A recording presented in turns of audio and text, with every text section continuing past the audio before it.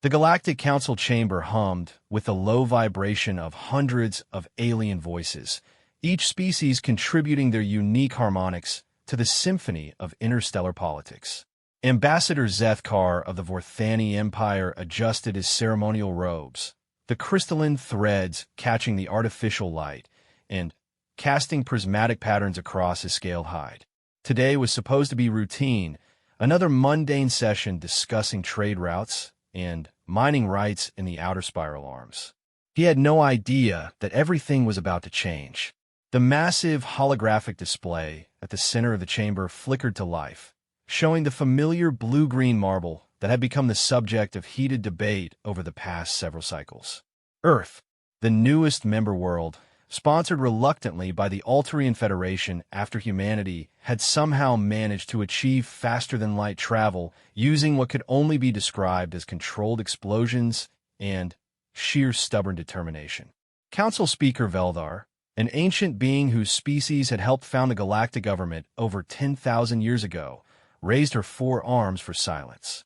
The chamber gradually quieted, though murmurs of curiosity rippled through the assembled delegates.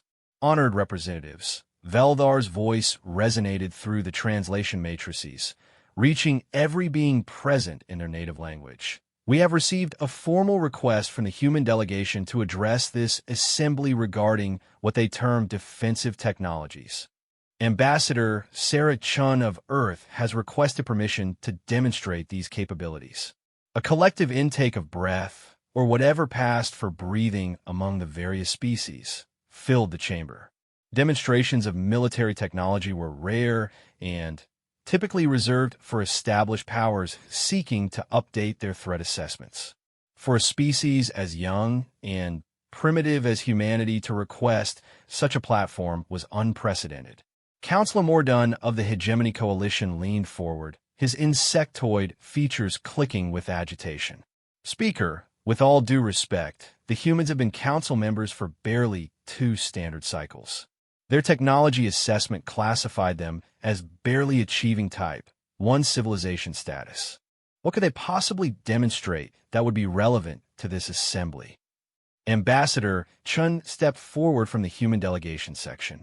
She was unremarkable by galactic standards, bipedal, mammalian, lacking any obvious natural weapons or defenses.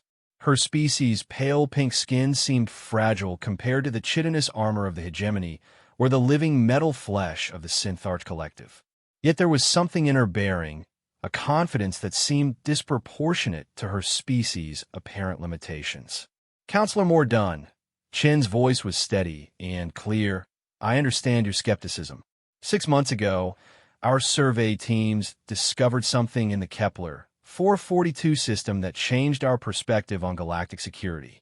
We believe the Council should be aware of our findings and the defensive measures we've developed in response. The Kepler 442 system. Zethkar's memory banks immediately pulled up the relevant data. A remote system on the galactic rim, nominally claimed by humanity, but considered strategically worthless. Nothing but a few rocky planets and an asteroid field rich in common metals. Why would humanity's military development be connected to such a backwater system? Speaker Veldar consulted with her advisory council before responding. The human delegation is recognized. You have 1 standard hour to present your findings and demonstration. The central holographic display shifted, now showing a detailed scan of the Kepler 442 system. Chun gestured, and the image zoomed in on what appeared to be artificial structures hidden within the asteroid field. The assembled delegates leaned forward with interest. Clearly constructed, the installations showed technological signatures that didn't match any known galactic civilization. 3 months ago, our deep space monitoring station detected unusual energy readings from this location. Chun began. Investigation revealed a network of automated platforms of unknown origin, apparently dormant but showing signs of recent activation. Our xenoarchaeologists estimate they've been inactive for approximately 50,000 years. Murmurs of concern rippled through the chamber. 50,000 years placed these structures well before the founding of the current galactic civilization.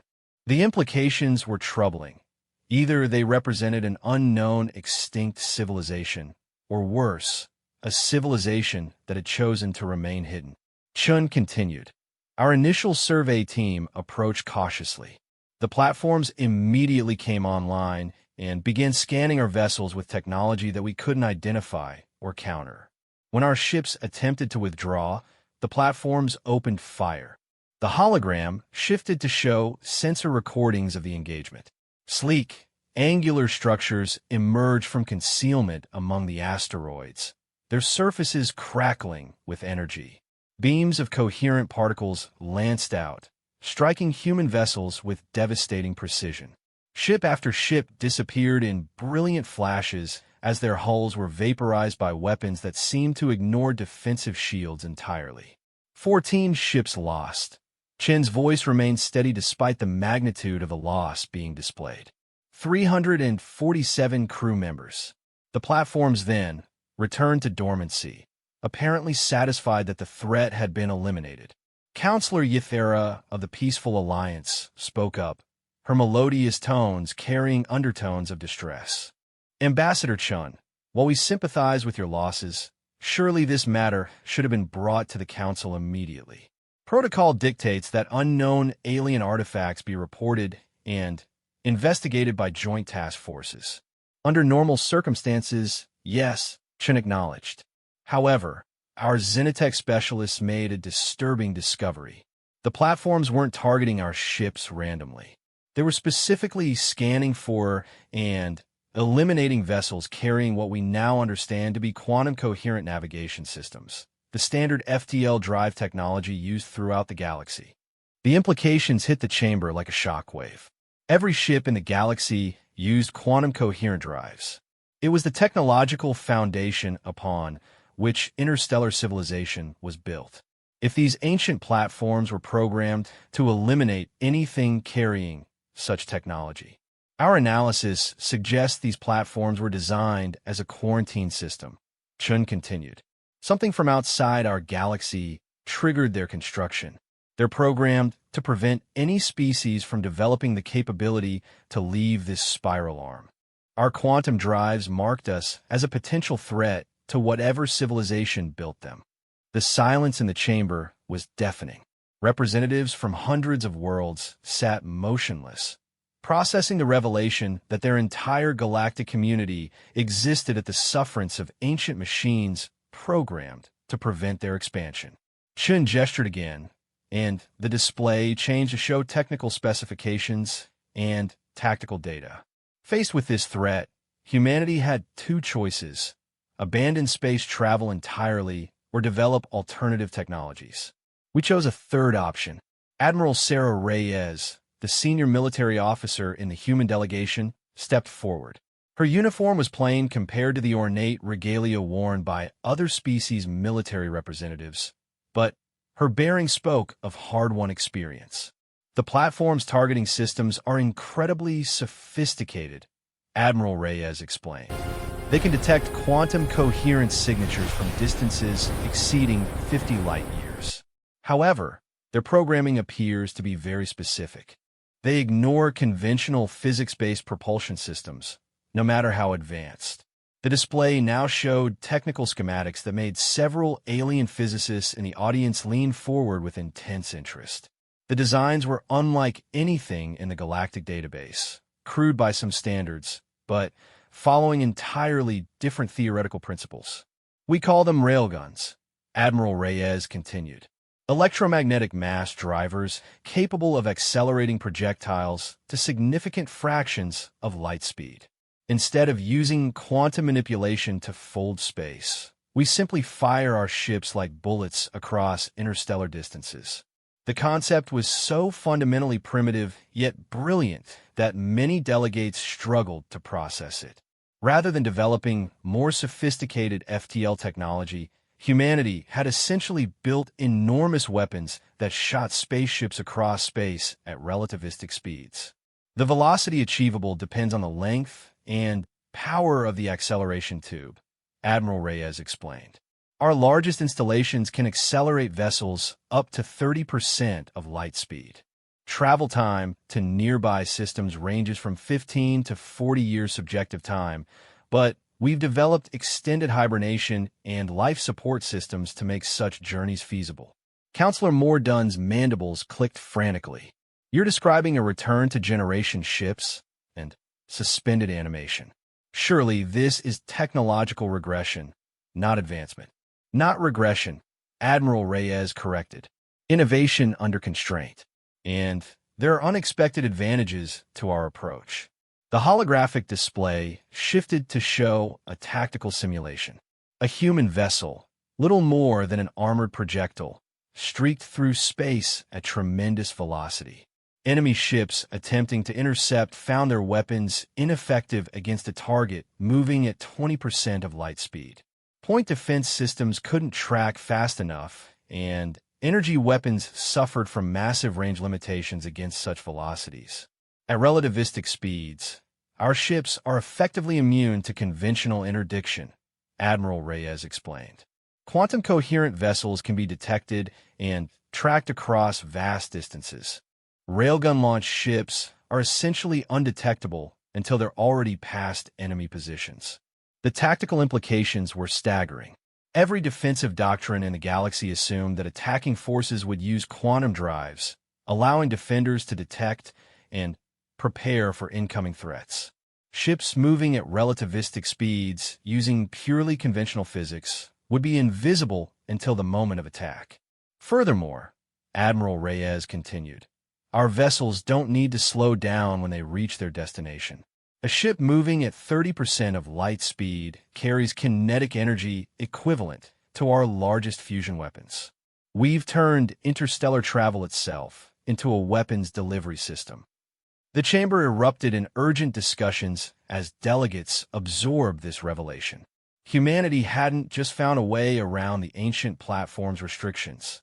They had accidentally developed a military capability that rendered traditional galactic warfare doctrines obsolete. Speaker Veldar called for order, her forearms waving frantically. Ambassador Chun, are you suggesting that humanity has transformed their entire space program into a weapons platform? Not intentionally, Chun replied. But when faced with extinction, we adapted. Our colony ships double as kinetic impactors. Our cargo vessels could deliver both supplies and devastating strikes. Every human ship in space represents both transportation and a potential weapon of mass destruction. The delegates sat in stunned silence as the full implications became clear. Humanity had been forced to abandon quantum technology, but in doing so had discovered military capabilities that no other species had even considered. Their apparent technological backwardness was actually a revolutionary advancement hidden behind primitive appearance.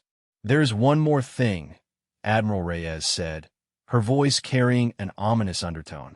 The platforms in Kepler 442 aren't unique. Our long-range surveys have identified similar installations in 47 other systems across this spiral arm. All dormant, all waiting. The quarantine isn't limited to one location, it's galaxy-wide.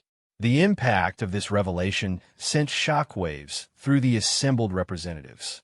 Their entire civilization existed within what amounted to a vast prison, monitored by ancient machines programmed to prevent any escape. The human discovery hadn't just revealed a new military technology. It had exposed the fundamental vulnerability of galactic civilization. As delegates frantically consulted with their home governments and military advisors, Ambassador Chen stepped forward one final time. Humanity requests Joint Council authorization to begin mapping and understanding the full extent of these ancient installations. Our railgun technology allows us to approach and study them without triggering their defensive protocols. We believe understanding their creators and purpose is essential for galactic security. The vote, when it came, was unanimous. For the first time in Council history, a species less than a century into space travel had been granted unlimited authority to investigate threats to galactic civilization. Humanity's apparent weakness had become their greatest strength, and The balance of galactic power had shifted in ways that no one could yet fully comprehend. As the session ended and delegates began filing out, Zethkar found himself studying the human delegation with new respect. They had entered the chamber as representatives of a minor, primitive species. They were leaving as the galaxy's first line of defense against an ancient threat that no one else had even known existed. The humans had unveiled their railguns, and in doing so, had changed everything. 6 months had passed since humanity's revelation in the council chamber, and the galaxy had not been the same. What started as a routine demonstration of defensive technology had evolved into the largest joint military operation in galactic history. The Ancient Platform Investigation Initiative, led jointly by human railgun fleets and traditional council forces, had mapped over 200 dormant installations across 17 spiral arms. Admiral Sarah Reyes stood on the bridge of the UES Prometheus, humanity's largest and most advanced railgun vessel. At 4 kilometers long and massed almost entirely of acceleration coils and armor plating, it looked more like a flying weapons platform than a spaceship, which, she reflected, was exactly what it was. "Admiral, we're receiving transmission from the Council Task Force," reported Lieutenant Commander Zhang, the ship's communications officer. "Admiral Kethvar reports his squadron is in position at the outer perimeter." Through the massive transparent aluminum viewport, Sarah could see the sleek vessels of the Altarian Federation maintaining formation at what they considered a safe distance. Their quantum drives allowed for rapid repositioning if the upcoming operation went wrong, but their very presence meant they couldn't approach closer to the target without triggering the ancient platform's defensive protocols. Today's mission was unlike any previous investigation. Deep in the Vega Proxima system, they had discovered something that defied all previous understanding of the ancient quarantine network. A platform that wasn't dormant. A platform that was actively communicating with something beyond the galactic rim. "Dr. Martinez, what's our current analysis of the target's energy signature?" Sarah asked, turning to the lead xenotechnology specialist. Dr. Elena Martinez looked up from her console, her expression troubled. "It's definitely active, Admiral, but not in any pattern we've seen before. The quantum resonance suggests it's not just scanning. It's transmitting massive amounts of data through subspace channels that shouldn't exist." The implications were terrifying. For 6 months, the working theory had been that the ancient platforms were automated guardians, left behind by a dead civilization to prevent galactic expansion. If they were actively reporting to something outside the galaxy, the situation was far more complex and dangerous.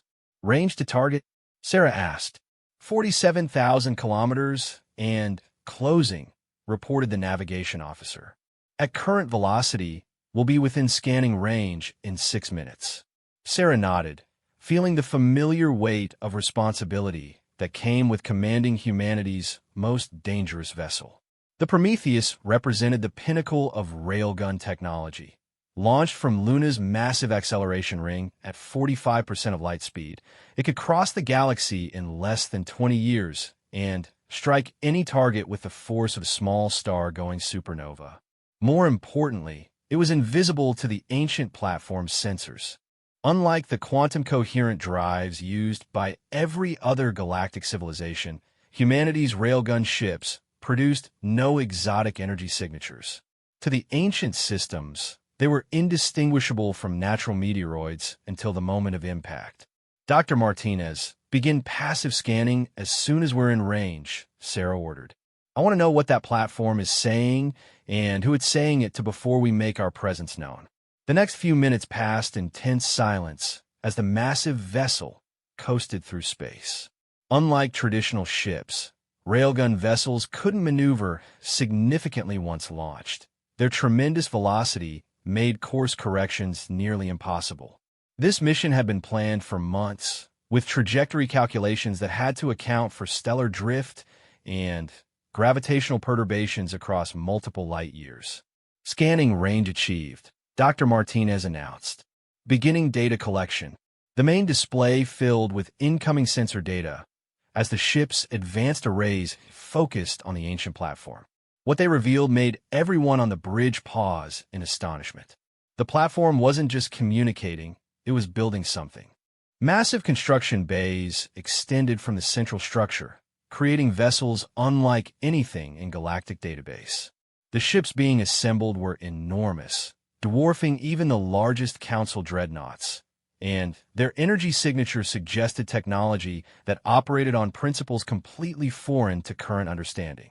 "My God," Dr. Martinez whispered, her voice barely audible over the bridge's ambient noise. "It's not just transmitting data. It's receiving construction blueprints." Admiral Reyes felt ice forming in her stomach. From where? The transmission vectors point beyond the galactic rim, but not toward any known stellar formations. The signals are coming from intergalactic space, possibly from another galaxy entirely. The pieces of the puzzle were falling into place, and the picture they formed was more terrifying than anyone had imagined. The ancient platforms weren't just automated guardians. They were advanced scouts for something else. Something that had been watching galactic civilization develop for tens of thousands of years. "Analysis of the ships under construction?" Sarah asked, though she dreaded the answer. "Initial scans suggest they're designed for interstellar warfare," Dr. Martinez reported.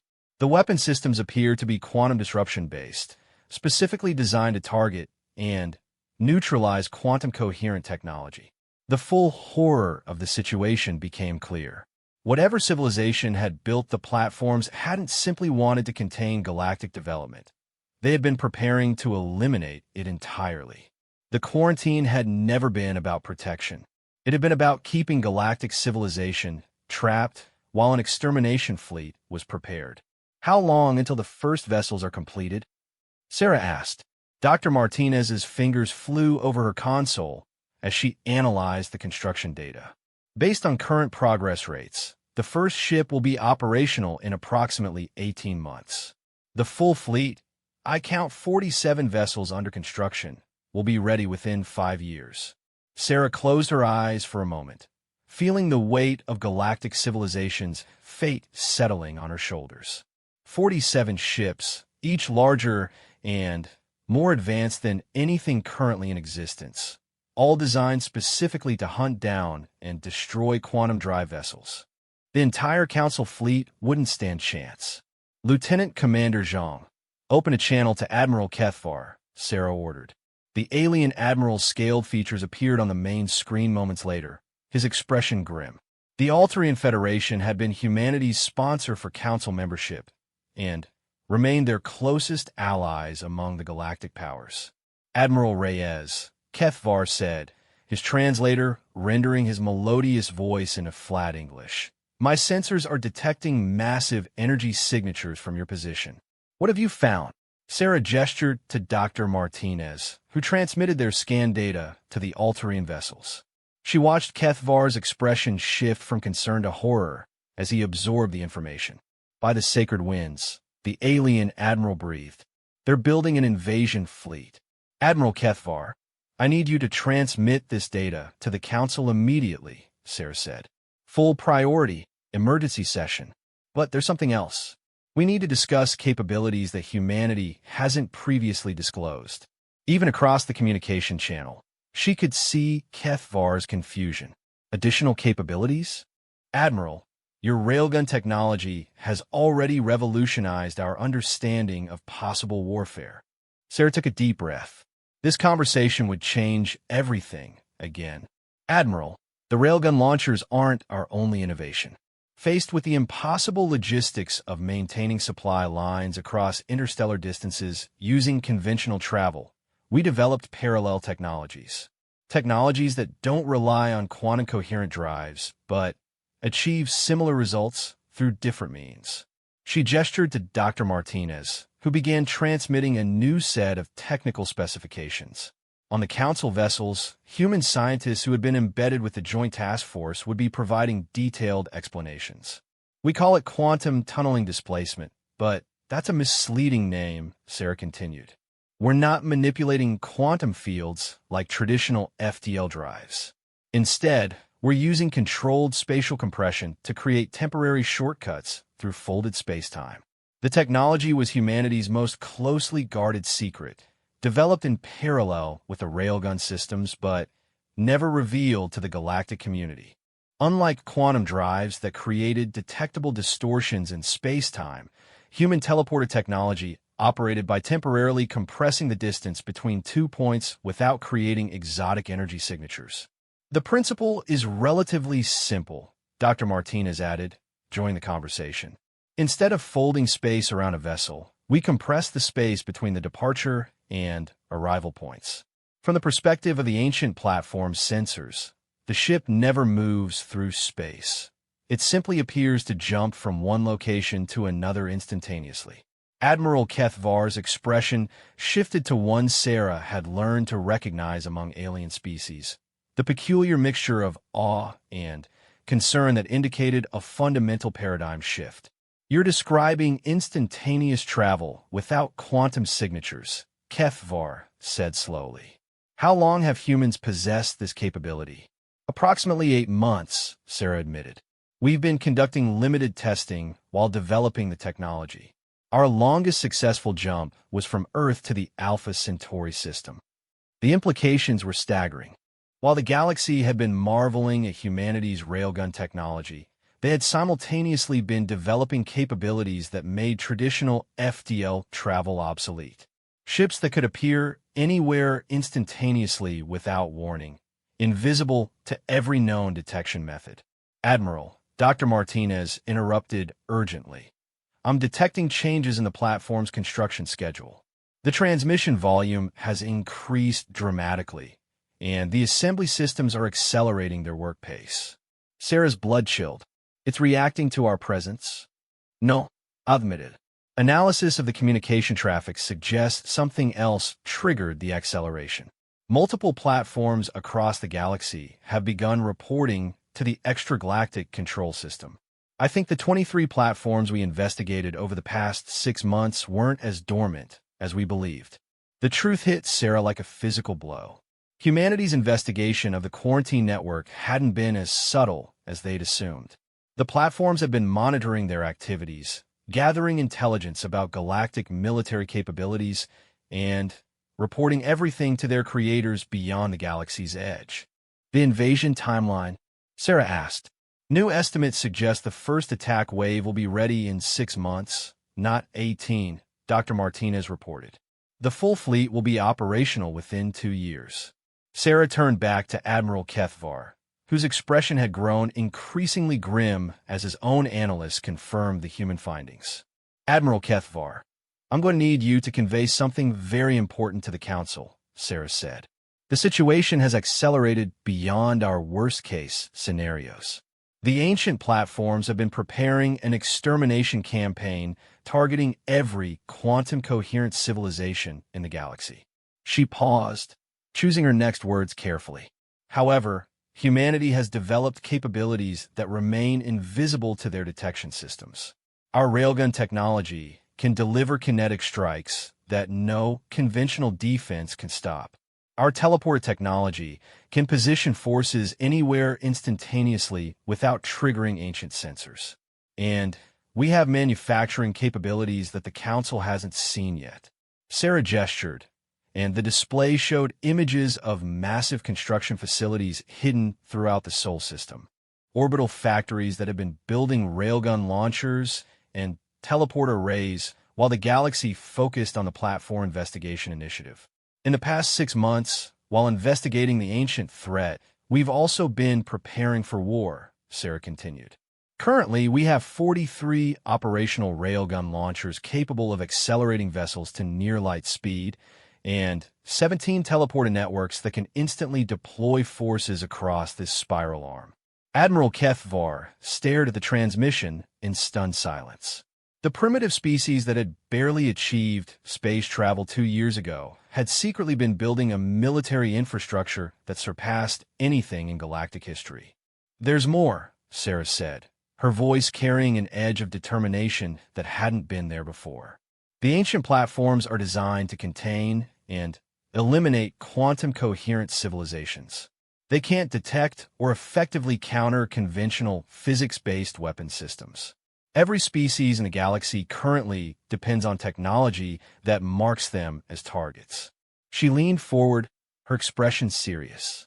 Humanity is offering to serve as the galaxy's military proxy against this threat. Our technology remains invisible to ancient sensors. Our weapons can strike targets the platforms can't defend against, and our mobility allows us to engage the enemy on terms they haven't prepared for. The offer hung in the space between the human and Alterian vessels, carrying implications that would reshape galactic civilization. A species that had been council members for less than 3 years was proposing to become the galaxy's primary defense against an extinction-level threat. Admiral Reyes, HFY said slowly, "Are you suggesting that humanity become the military arm of the Galactic Council?" "Not exactly," Sarah replied. "I'm suggesting that humanity is the only species currently capable of fighting this war. Everyone else uses technology that makes them targets for the enemy. We use technology that makes us invisible." She gestured toward the ancient platform, still visible on long-range sensors, as it continued constructing vessels designed to eliminate galactic civilization. Admiral HFY, within 6 months, the first wave of ancient ships will begin systematic extermination of every quantum-coherent civilization in the galaxy. The Council's fleets will be helpless against weapons specifically designed to counter their technology. Sarah's voice grew harder, carrying the weight of absolute certainty. Humanity's railguns and teleporters represent the galaxy's only hope for survival. We didn't choose this responsibility, but we're the only ones who can carry it. The communication ended in stunned silence as Admiral HFY absorbed the magnitude of what had just been revealed. Humanity had gone from primitive newcomers to the galaxy's only viable military force in the span of a single conversation. As the Prometheus continued its trajectory past the ancient platform, still invisible to sensors designed to detect quantum technology, Sarah began planning for a war that would determine the survival of galactic civilization. The humans had unveiled their railguns 6 months ago and changed the balance of galactic power. Today, they had revealed their teleporters and positioned themselves as the galaxy's last hope. The Council was about to be shaken again. The emergency session of the Galactic Council was unlike anything in the institution's 10,000-year history. Representatives from every member species filled the massive chamber while their fleets maintained defensive positions around Council Station Alpha. Outside the reinforced transparent steel windows, the combined might of galactic civilization hung in formation. Thousands of vessels representing the accumulated military power of hundreds of worlds. None of them could fight the enemy that was coming. Ambassador Sarah Chun stood before the assembly, no longer the representative of a minor member species, but the voice of the galaxy's only viable defense force. Behind her, holographic displays showed real-time feeds from 17 different systems, where ancient platforms had become active, their construction bays working around the clock to complete vessels designed for galactic extermination. "Honored representatives," Chun began, her voice carrying to every corner of the vast chamber through translation matrices. "We face a threat unlike anything in recorded history. The ancient quarantine network has revealed its true purpose. We are not protected. We are imprisoned, awaiting execution." The displays shifted to show intercepted communications between the ancient platforms and their extragalactic controllers. Dr. Martinez had spent weeks decrypting the data streams, revealing the scope of the coming invasion. The civilization that built these platforms calls itself the hegemony of the void, Chun continued. They're not from our galaxy. They are extragalactic conquerors who have perfected the art of eliminating spacefaring species before they can become threats to the hegemony's expansion. Murmurs of fear rippled through the assembly as the translated alien communications played across the chamber's audio systems. The voices were cold, clinical, discussing the elimination of galactic civilization with the same detached efficiency that council economists might use to discuss trade statistics. The quarantine platforms have been gathering intelligence on our military capabilities for 50,000 years, Chen explained. Every quantum signature, every energy weapon frequency, every defensive strategy employed by galactic civilizations has been recorded and analyzed. The invasion fleet being constructed is specifically designed to counter everything we consider advanced military technology. Counselor Mordun of the Hegemony Coalition leaned forward, his insectoid features clicking with agitation. Ambassador Chun, surely our combined fleets represent sufficient force to repel any invasion. We have over 50,000 vessels of the line, including the most advanced dreadnoughts ever constructed. Chen's expression was sympathetic but grim. Counselor, our intelligence suggests that a single Void Hegemony destroyer carries more firepower than your entire coalition fleet. Their weapons operate on principles that make our shield technologies useless. Quantum disruption beams that can dissolve molecular bonds across entire ship hulls. Temporal distortion fields that trap vessels in slow-time bubbles. Gravity weapons that can collapse a dreadnought into a singularity. The chamber fell silent as delegates absorbed the magnitude of the threat they faced. The technology gap wasn't just significant, it was insurmountable using conventional approaches. However, Chun continued, and her voice carried a note of determination that hadn't been there before. The Void Hegemony made one crucial error in their planning. They designed their weapons and sensors to counter quantum coherent technology, because that's what every spacefaring civilization in this galaxy uses. They never encountered a species primitive enough to still rely on conventional physics. Admiral Reyes stepped forward, her plain human military uniform stark against the ornate regalia worn by other species representatives. In her hands, she carried a sealed case that had been the subject of intense speculation since the emergency session was announced. Humanity has spent the past 8 months preparing for this conflict, Admiral Reyes announced. We've built weapons systems that are invisible to Void Hegemony sensors. We've developed tactics that exploit weaknesses in their strategic planning. And we've manufactured tools specifically designed to level the technological playing field. She opened the case, revealing what appeared to be a simple metallic cylinder, unremarkable by galactic standards. To human eyes, however, it was instantly recognizable as military technology. This is a Mark VII quantum disruption grenade, Admiral Reyes explained. Unlike the Void Hegemony's exotic weapons, this device uses a controlled fusion reaction to create a localized space-time distortion. The effect is similar to their temporal fields, but generated through purely conventional physics. The implications weren't lost on the assembled delegates. Humanity had reverse-engineered the enemy's most advanced weapons using primitive technology that wouldn't register on Void Hegemony sensors. We've successfully tested these devices against captured ancient platform defenses, Admiral Reyes continued. A single grenade can disable the quantum coherent systems of a Council dreadnought. Against Void Hegemony vessels, the effect should be even more pronounced since their technology relies more heavily on exotic physics manipulation. Dr. Martinez stepped forward, adding her technical expertise to the presentation. The key advantage of our approach is stealth. Void Hegemony sensors are calibrated to detect quantum signatures and exotic energy patterns. Our weapons produce none of these signatures. They're invisible until the moment of detonation. The display shifted to show tactical simulations. Human vessels, appearing as simple projectiles to enemy sensors, approached Void Hegemony ships at relativistic speeds. At the moment of closest approach, space-time distortions erupted from seemingly empty vacuum, crippling advanced vessels with weapons they couldn't detect or counter. Our railgun delivery system allows us to position these weapons anywhere in a star system without triggering enemy defenses, Admiral Reyes explained. Our teleporter networks can deploy strike teams directly onto enemy vessels.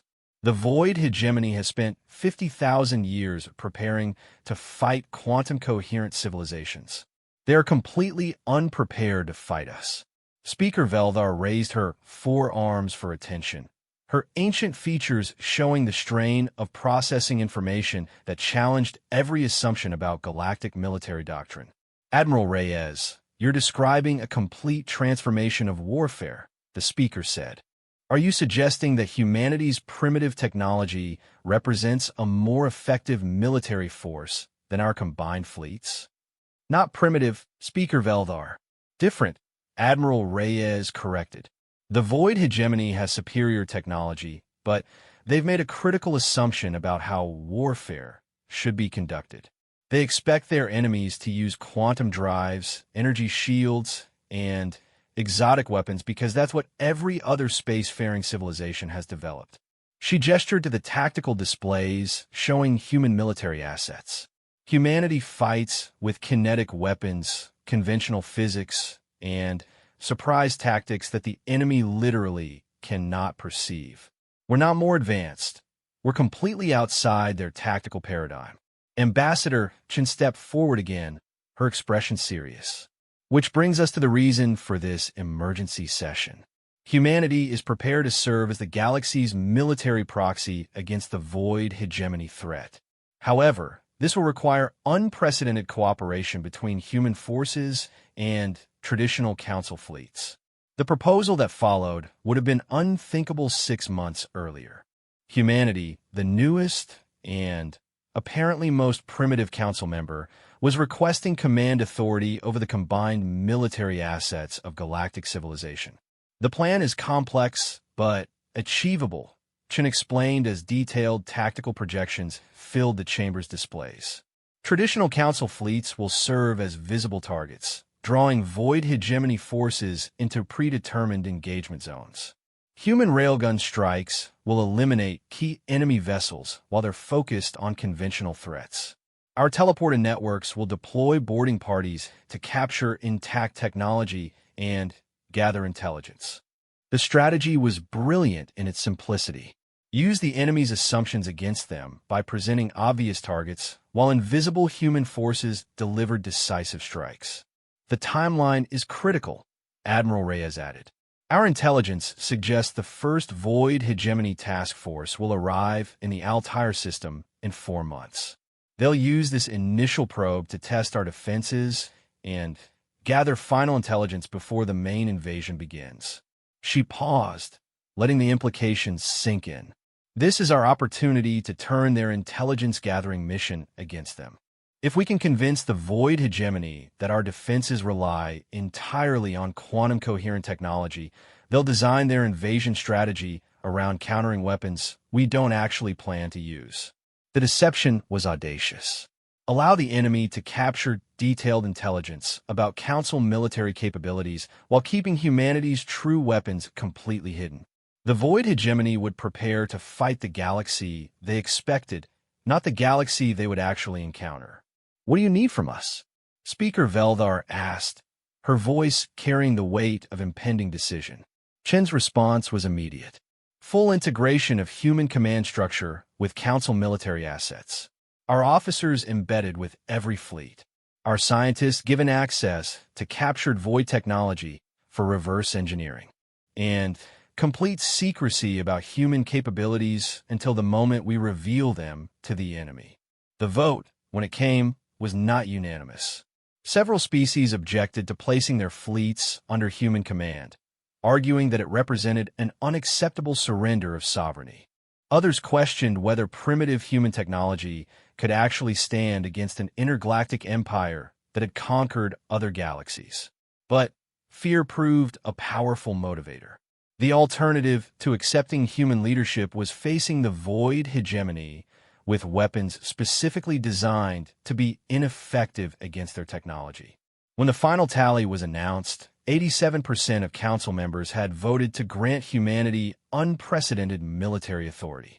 As delegates filed out of the chamber to begin the massive reorganization of galactic military doctrine, Ambassador Chen found herself standing alone before the tactical displays, still showing Void Hegemony construction activities across dozens of systems.